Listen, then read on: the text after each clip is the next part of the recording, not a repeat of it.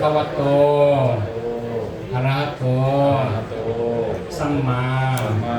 สัมพุทธัสสะนะโมตัสสะภะคะวะโตอะระหะโตสัมมาสัมพุทธัสสะ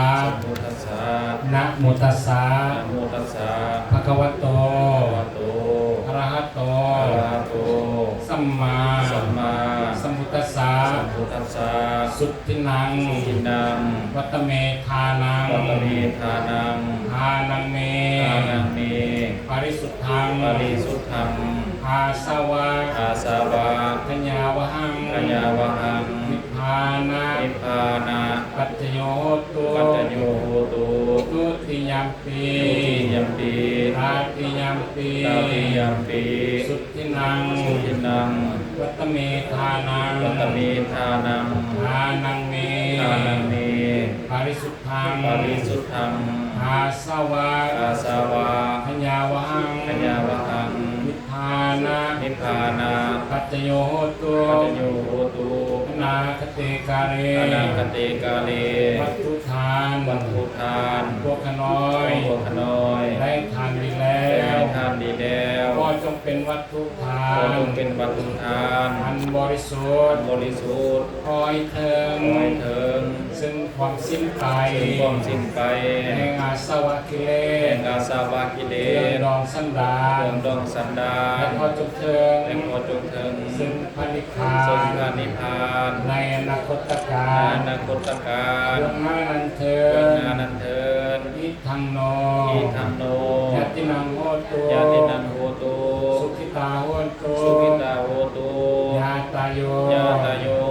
ส่วนบุญกุศลที่ฟุ้งค่าทั้งหลายกระทำแล้วในวันนี้เข้าทิศไปแก่แม่แพงสวัสดิ์เป็นแม่เป็นเลื่อย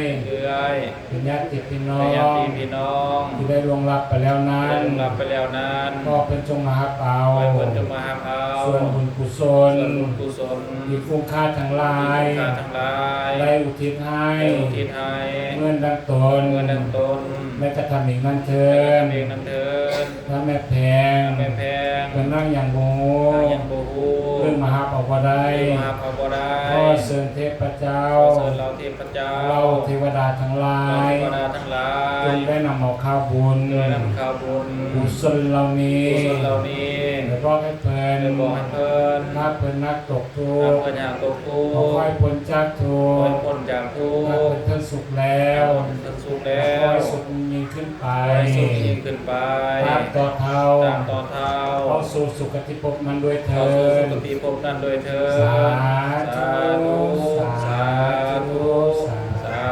ธุ